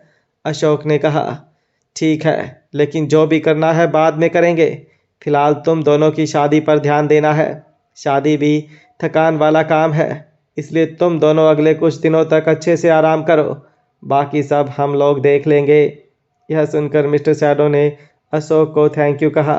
उसके बाद अशोक ने मुस्कुराकर दोनों को विदा किया। सुबह के 10 बजे थे, फिर भी आज रास्ते पर बहुत कम ट्रैफिक था। अंतरा ने अपना सर कार की खिड़की पर टिका रखा था और बाहर का नज़ारा देख रही थी। मिस्टर शैडो ने एक हाथ से स्टीयरिंग व्हील को पकड़ रखा था और दूसरे हाथ से अंतरा की नाक को खींचते हुए पूछा, क्या सोच रही हो? अंतरा ने अपने नाक को बचाकर और मिस्टर शैडो के हाथ को हटाते हुए कहा, मैं डेविड के बारे में सोच रही थी। मुझे लगता है कि उसमें बहुत काबिलियत है। आपको उसकी सैलरी बढ़ा देनी चाहिए। यह सुनकर मिस्टर शैडो ने हंसते हुए कहा, ठीक है लेडी बॉस, आपका हुक्म सर आंखों पर। अंतरा ने मुड़कर मिस्टर शैडो की तरफ देखा और कहा, उन तस्वीरों को ढूंढना आसान नहीं था। एक ही रात में डेविड ने यह काम कर दिखाया, तो उसकी सैलरी तो बढ़नी चाहिए ना। मिस्टर शैडो ने मुस्कुराते हुए बताया, यह काम इतना मुश्किल नहीं था जितना तुम समझ रही हो। ऐसी कोई दीवार नहीं जो हवा को बहने से रोक सके। गायत्री ने जिन लोगों से यह काम करवाया था वह लोग कोई संत महात्मा नहीं थे। उन लोगों को पैसे देकर या फिर डराकर ही डेविड ने काम निकलवाया होगा, और डेविड ऐसे छोटे मोटे कामों में वक्त बर्बाद नहीं करता। अंतरा अपनी भौहें चढ़ाकर बोली, मगर ऐसे लोगों को ढूंढना और उनसे काम निकालना, ये भी तो आसान नहीं रहा होगा। मिस्टर शैडो ने फिर से हंसते हुए कहा, अंतरा तुम अभी भी इंसानी फितरत को नहीं समझती। यह सुनकर अंतरा ने मिस्टर शैडो की तरफ सवालिया नज़र से देखा। मिस्टर शैडो ने समझाया, जानवर पेट भरने के लिए और इंसान पैसों के लिए किसी भी हद तक जा सकता है। अगर उन लोगों में से किसी एक के अकाउंट में 10 लाख रुपए पहुंच गए तो बाकी लोग खुद ब खुद हमें ढूंढते हुए आएंगे। हमें उनके पीछे जाने की ज़रूरत नहीं। पैसों के इस खेल के बारे में सुनकर अंतरा अवाक रह गई। मिस्टर शैडो ने आगे कहा, पैसा इंसान से बहुत कुछ करवा सकता है। अंतरा ने मिस्टर शैडो की इस बात से सहमत होते हुए कहा, यह तो आपने बिल्कुल ठीक कहा। अगर मामा के ऑपरेशन के लिए मेरे पास पैसे होते तो शायद हम कभी नहीं मिलते। मिस्टर शैडो ने अंतरा की बात नकारते हुए कह दिया, यह तो नामुमकिन है। तुम्हें मेरा ही होना था। बस यूं समझो कि हम दोनों की मुलाकात होने का वह बस एक जरिया था, एंट्री पॉइंट। मिस्टर शैडो की बात सुनकर अंतरा ने कहा, अच्छा, तो आपको इतना यकीन है कि एक नहीं तो दूसरे तरीके से हमारी मुलाकात होने ही वाली थी। मिस्टर शैडो ने अंतरा के बालों को सहलाते हुए कहा, बिल्कुल, तुम सिर्फ मेरी हो। इसके आगे अंतरा ने कोई बहस नहीं की और टॉपिक बदलते हुए पूछा, वैसे अब हम जा कहाँ रहे हैं? मिस्टर शैडो ने जवाब में कहा, ऑफिस। अंतरा ने अपनी भौहें चढ़ाकर कहा, क्या बात है, आज फिर से मुझे ऑफिस ले जाया जा रहा है? इसके जवाब में मिस्टर शैडो ने कहा, हाँ, तुमने गार्डन और आर्किटेक्चर डिज़ाइनिंग की इतनी बुक्स पढ़ी हैं तो अब तुम्हारा एग्ज़ाम भी तो लेना पड़ेगा। यह सुनते ही अंतरा ने मिस्टर शैडो की तरफ सवालिया नज़रों से देखा। हालांकि मिस्टर शैडो ने अंतरा को कोई जवाब नहीं दिया, क्योंकि अंतरा का एग्ज़ाम किस तरह का होने वाला था यह तो उसे ऑफिस पहुंचने के बाद ही पता चलने वाला था।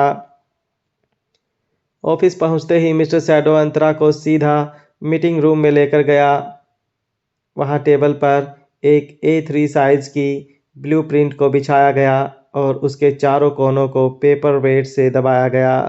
ब्लूप्रिंट को देखकर अंतरा दंग रह गई। उसने कहा, यह तो। अंतरा आगे कुछ बोल नहीं पाई। मिस्टर शैडो ने कहा, यह तुम्हारी माँ के उसी डिज़ाइंस का ब्लूप्रिंट है जिसे महेश ने चुराया था। यह मैन्युस्क्रिप्ट है। यह जानकर अंतरा चौंक गई। मिस्टर शैडो ने कहा, वैसे तो ऑर्गेनाइजर्स ओरिजिनल मैन्युस्क्रिप्ट देते नहीं हैं, वह लोग इसे एक फाइल में सील कर देते हैं। लेकिन ऑर्गेनाइजर्स में से एक आदमी की मुझसे बहुत अच्छी जान पहचान है। मैंने उसकी कुछ छोटी मोटी शर्तें मान ली और बदले में मुझे यह मिल गया। अंतरा को अपनी आंखों पर विश्वास नहीं हो रहा था। उसने कभी नहीं सोचा था कि वो कभी भी अपनी माँ की बनाई गई मैन्युस्क्रिप्ट ऐसे देख पाएगी। हालांकि इसमें जो फ़ॉन्ट और फॉर्मेट यूज़ किए गए थे वो बहुत पुराने थे। मिस्टर शैडो ने आगे कहा, मैंने इन डिज़ाइंस को स्टडी किया है। यह बहुत ही एडवांस्ड और शानदार हैं, और ऐसी डिज़ाइंस के घर की डिमांड बहुत ऊंचे और पैसे वाले लोगों के बीच ही होती है। अंतरा, मुझे लगता है कि इस विजन और काबिलियत के साथ आंटी का अतीत गरीबी में तो बिल्कुल नहीं गुजरा होगा। अंतरा कुछ समझ नहीं पाई। उसने पूछा, मतलब? मिस्टर शैडो ने कहा, यकीनन आंटी की प्रतिभा ज़बरदस्त थी। कॉलेज में वो सिर्फ ब्लूप्रिंट के ज़रिए ही खुद को और अपने परिवार को एक अच्छी ज़िंदगी दे रही थी। मुझे पता चला है कि सिटी लाइब्रेरी को आंटी ने डिज़ाइन किया था। उस वक्त लाइब्रेरी के ब्लूप्रिंट को बेचकर आंटी ने अच्छी खासी रकम कमाई होगी और उन्होंने ऐसे ही बहुत सारे काम किए थे। मुझे पूरा यकीन है कि अपने कॉलेज के दिनों में आंटी इतना पैसा कमा लेती थी कि अपनी ज़िंदगी अच्छी तरह जी सके। और जिस तरह की सोच के साथ आंटी ने इस मैन्युस्क्रिप्ट को डिज़ाइन किया था, इससे साफ पता चलता है कि वो दूरदर्शी थी। उन्हें पता था कि फ्यूचर में लोगों को रहने के लिए किस तरह के घर पसंद आएंगे। इतना कहने के बाद मिस्टर शैडो ने अंतरा की आंखों में देखा और धीरे से कहा, लेकिन मुझे एक बात समझ नहीं आ रही है कि अगर आंटी के पास इतना पैसा था तो फिर उनके जाने के बाद तुम्हारे मामा की ज़िंदगी इतनी तंगी में क्यों गुजर रही थी। यह सुनकर अंतरा को ऐसा लगा जैसे वो नींद से जागी हो। जब पहली बार अंतरा को पता चला था कि महेश ने उसकी माँ के डिज़ाइंस चुरा कर अवार्ड जीता था, उस वक्त उसे शक तो हुआ था। बंसल परिवार कभी भी इतना पैसे वाला नहीं था, तो माधुरी के लिए डिज़ाइनिंग का कोर्स बहुत महंगा रहा होगा। और जिस तरह के डिज़ाइंस माधुरी ने बनाए थे, वैसे घर सिर्फ अमीर लोग खरीद सकते थे। एक गरीब घर की लड़की इस तरह की सोच कैसे रख सकती थी। अंतरा यह सब सोच रही थी, तब मिस्टर शैडो ने आगे कहा, जहाँ तक आंटी के कमाए हुए पैसों की बात है तो मुझे दो पॉसिबिलिटीज़ लग रही हैं। पहली यह है कि महेश ब्लूप्रिंट के साथ साथ आंटी के सारे पैसे भी हड़प कर विदेश भाग गया था, या फिर दूसरी पॉसिबिलिटी यह है कि आंटी ने वो सब तुम्हारे लिए छोड़ रखा है। यह सुनकर अंतरा ने बड़ी उदासी के साथ कहा, लेकिन माँ ने ऐसी कोई बात मामा को नहीं बताई थी।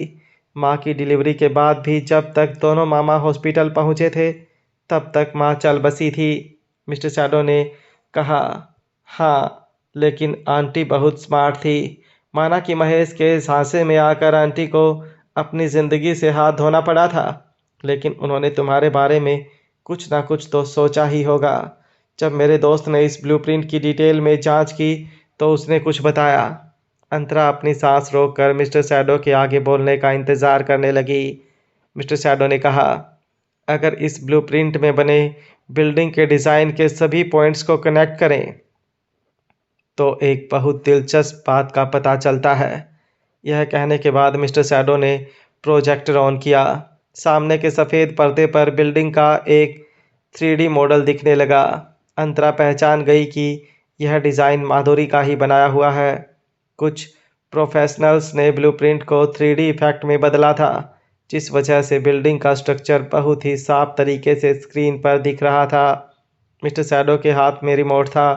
उसने बटन दबाया, जिसके साथ ही कुछ जगह लाल रंग के डॉट्स मार्क हो गए। फिर हर डॉट से धीरे धीरे किरणें निकली और हवा में एक शेप बन गया जो कि एक घर की रूपरेखा लग रही थी।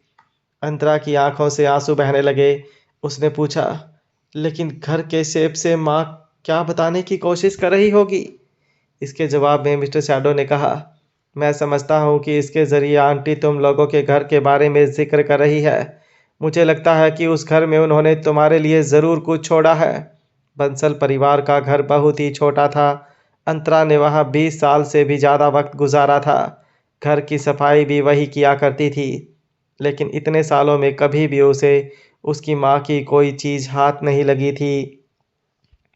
मिस्टर शैडो ने आगे कहा, हमें अभी जाकर तुम्हारे मामा से मिलना चाहिए। यह सुनकर अंतरा ने मिस्टर शैडो की ओर देखा। मिस्टर शैडो ने अंतरा को गले लगाते हुए आगे कहा, वैसे भी हमें हमारी शादी की बात करने तो जाना ही था, साथ ही साथ इस बारे में भी उनसे बात कर लेते हैं। अंतरा ने हाँ में अपना सर हिलाया। वो लोग तुरंत निकलकर हॉस्पिटल पहुँचे। लंच टाइम था, इसलिए अंतरा अपने मामा के लिए सूप लेकर आई थी और मिस्टर शैडो ने थोड़े फल खरीदे थे। अंतरा आगे आगे चल रही थी और पीछे पीछे मिस्टर शैडो। वार्ड में पहुंचकर जैसे ही अंतरा ने अपने मामा को देखा, उसकी आंखों से आंसू बहने लगे। उसने पूछा, अब कैसी तबीयत है मामा। रोते हुए अंतरा खुद के बेड के पास रखे स्टूल पर बैठ गई और मुकुंद का हाथ पकड़ लिया। अंतरा को एहसास हुआ कि उसके मामा के हाथों के पीछे सुई लगने के कई निशान थे। अंतरा की माँ के गुजरने के बाद उसके परिवार में कहने के लिए सिर्फ उसके 2 मामा ही थे। मुकुंद ने मुस्कुराते हुए जवाब दिया, ठीक हूँ बेटा, तुम फिक्र मत करो, यहाँ के डॉक्टर्स बहुत अच्छे हैं, मैं बहुत जल्दी ठीक हो जाऊँगा। तुम अपने बारे में बताओ, तुम कैसी हो? यह कहते हुए मुकुंद की नज़र पीछे खड़े मिस्टर शैडो पर पड़ी और उसने अंतरा से पूछा, यह कौन है? मिस्टर शैडो को देखकर मुकुंद ने अनुमान लगाना शुरू कर दिया। उसकी ट्रीटमेंट बहुत महंगी थी। हो सकता है कि मजबूरी में अंतरा को इस आदमी से मदद लेनी पड़ी होगी। लेकिन यह आदमी अंतरा से उम्र में भी बड़ा लग रहा था और तो और उसके चेहरे पर चोट का निशान साफ नजर आ रहा था। कहीं यह कोई खतरनाक आदमी तो नहीं जिसके चंगुल में अंतरा फंस गई हो? मुकुंद ने शक की नज़रों से मिस्टर शैडो को देखा। अंतरा को एहसास हुआ कि मुकुंद मिस्टर शैडो को दुश्मन की नज़र से देख रहा था। अंतरा ने मिस्टर शैडो के पास जाकर उसका हाथ थाम लिया और फिर मुस्कुराकर कहा, मामा, यह मेरे बॉयफ्रेंड हैं। इनका नाम है कबीर जिंदल। बॉयफ्रेंड शब्द सुनते ही मुकुंद चौंक गया। अंतरा ने अपनी बात आगे बढ़ाते हुए कहा, आपको याद है मैंने आपसे कहा था कि जब भी मुझे किसी से सच्चा प्यार हो जाएगा तब मैं उसे आपके पास लेकर आऊँगी। यही वो इंसान है जिनके साथ मैं अपनी पूरी ज़िंदगी बिताना चाहती हूँ। यह कहते हुए अंतरा ने मुस्कुराकर मिस्टर शैडो की तरफ देखा और कहा, मामा, आप बिल्कुल फिक्र ना करें। यह मुझे बहुत प्यार से रखते हैं। यहाँ तक कि जब आपकी ट्रीटमेंट के लिए मेरे पास पैसे नहीं थे तब इन्होंने ही मेरी मदद की थी। अंतरा की बात खत्म होते ही मिस्टर शैडो ने मुकुंद की तरफ देखकर कहा, नमस्ते मामा जी। लेकिन मुकुंद ने कोई जवाब नहीं दिया। वह अभी भी मिस्टर शैडो को घूर रहा था। मिस्टर शैडो ने मुकुंद को भरोसा देते हुए कहा, मैं अंतरा के लिए आपकी फ़िक्र समझता हूँ मामा जी, लेकिन मैंने भी अपनी ज़िंदगी में सिर्फ अंतरा से प्यार किया है। मैं पूरी कोशिश करूँगा कि उसे कभी कोई तकलीफ़ ना हो। इसलिए आप बेफिक्र होकर अंतरा का हाथ मेरे हाथों में दे दीजिए। मिस्टर शैडो ने बहुत धीरे से और गंभीरता से यह सब कहा था। वो यह वादा सिर्फ मुकुंद से ही नहीं बल्कि अपने आप से भी कर रहा था। मुकुंद ने कुछ देर खामोश रहने के बाद आखिर कहा, दरअसल मेरे जूस पीने का वक्त हो गया है। मिस्टर जिंदल, क्या आप हॉस्पिटल कैंटीन से मेरे लिए जूस लेकर आएंगे? मुकुंद के यह बोलते ही मिस्टर शैडो समझ गया कि मुकुंद अंतरा से अकेले में कुछ बात करना चाहता है। इसलिए मिस्टर शैडो ने हाँ में अपना सर हिलाया और मुस्कुराते हुए वार्ड से बाहर निकल गया। उसके जाते ही मुकुंद ने अंतरा से एक साथ दर्जनों सवाल पूछ लिए। यह आदमी तुम्हें कहाँ मिला? तुमसे कितना बड़ा है? यह करता क्या है? उसके परिवार में और कौन कौन है? मुकुंद को आभास हो रहा था कि इन दोनों का रिश्ता सच्चा है। कबीर के बर्ताव से साफ नजर आ रहा था कि वो किसी अमीर परिवार से था। भले ही कबीर अंतरा को चाहता था, मगर क्या उसके परिवार वाले भी इस रिश्ते के लिए राजी थे? मुकुंद के मन में यह सब सवाल इसलिए उठे थे क्योंकि रुद्र आहूजा वाले कड़वे अनुभव के बाद मुकुंद नहीं चाहता था कि अंतरा की फिर से किसी अमीर घर में शादी हो। मुकुंद बस यही चाहता था कि उसकी अंतरा को एक अच्छा और ईमानदार हमसफ़र मिले जो अंतरा का ज़िंदगी भर साथ निभाए। अंतरा ने मुकुंद को जिंदल फैमिली के बारे में सब कुछ बता दिया। जैसे जैसे अंतरा जिंदल फैमिली के बारे में बताती गई, मुकुंद का शक और डर और ज़्यादा बढ़ता गया। तभी उसकी नज़र अंतरा के फूले हुए पेट पर पड़ी। मुकुंद ने हैरानी के साथ पूछा, क्या तुम? हालांकि वो अपना सवाल पूरा नहीं कर पाया। अंतरा मुकुंद की बेचैनी को समझ गई। उसने अपने पेट के निचले हिस्से को सहलाते हुए मुस्कुराकर कहा, हाँ मामा जी, आप नाना बनने वाले हो। यह सुनते ही मुकुंद दंग रह गया। उसका पूरा शरीर कांपने लगा। उसने उठने की कोशिश करते हुए कहा, तुम भूल गई तुम्हारी माँ के साथ क्या हुआ था? मुकुंद की सांसें फूलने लगी और वो बोलते बोलते हाँफने लगा। अंतरा ने मुकुंद को संभालते हुए कहा, मामा, आप शांत हो जाइए, मुझे सब याद है। लेकिन कबीर महेश जैसे नहीं है, वो मुझसे बहुत प्यार करते हैं। मुकुंद ने दलील रखी, तुम्हारे उस गैर जिम्मेदार बाप ने भी ऐसी ही बातें करके तुम्हारी माँ को फंसाया था। मुकुंद को बोलने में काफ़ी तकलीफ हो रही थी। उसका चेहरा लाल हो गया था। उसने कहा, अंतरा, मेरी बात मानो। यह अमीर परिवार के लड़के बिल्कुल भरोसे के लायक नहीं होते। तुम पहले ही एक बार खुद को इस आग में जला चुकी हो। मैं दोबारा ऐसा नहीं होने दूंगा। अंतरा ने मुकुंद को समझाते हुए कहा, ऐसा बिल्कुल नहीं होगा मामा। कबीर मेरी बहुत परवाह करते हैं। मुझे पूरा विश्वास है कि वह मेरा और हमारे बच्चे का ख्याल रखेंगे। अंतरा की बातों से मुकुंद को थोड़ी राहत तो मिली, पर फिर भी उसकी आंखों में अंतरा के लिए फिक्र साफ दिखाई दे रही थी। मुकुंद ने आगे कहा, तुम बिल्कुल अपनी माँ जैसी जिद्दी हो। अगर तुमने कोई फैसला कर लिया है तो फिर कोई कितना भी समझा ले, तुम अपना फैसला नहीं बदलोगी। मुकुंद की बात सुनकर अंतरा ने कोई जवाब नहीं दिया। वो मिस्टर सैडो के कैरेक्टर को अच्छी तरह जानती थी। कमरे में कुछ पल के लिए सन्नाटा छा गया। आखिरकार मुकुंद ने ही चुप्पी तोड़ते हुए कहा, क्या कभी तुम्हारी अपने पिता महेश से मुलाकात हुई? महेश का नाम सुनते ही पहले तो अंतरा का चेहरा सख्त हो गया, लेकिन उसने तुरंत खुद को संभाल लिया और एक आह भरते हुए कहा, वो मेरा पिता होने के लायक नहीं है। मुकुंद ने देखा कि जब अंतरा महेश के बारे में बात कर रही थी तब उसकी आंखों में नफरत साफ झलक रही थी। अंतरा ने आगे कहा, इत्तेफाक से महेश कबीर से जुड़ी एक कंपनी में काम कर रहा है। और जब से उसे मेरे और कबीर के रिश्ते के बारे में पता चला है तब से उसके अंदर अचानक मेरे लिए एक बाप का प्यार जाग गया है। उसका कहना है कि अब उसे अपनी गलती का एहसास है। यह सुनकर मुकुंद ने अपने दांत पीस लिए। पिछले 27 सालों में महेश को कभी अंतरा की याद नहीं आई थी, लेकिन अब अचानक वह अंतरा की परवाह करने लगा था। वो अब अंतरा और मिस्टर शैडो के रिश्ते का इस्तेमाल करके अपना भला करना चाहता था। लेकिन महेश की बदकिस्मती यह थी कि अब अंतरा को उसके पिता की कोई ज़रूरत नहीं रही थी। अब महेश कितनी भी कोशिश कर ले, अंतरा उसे माफ़ नहीं कर सकती थी।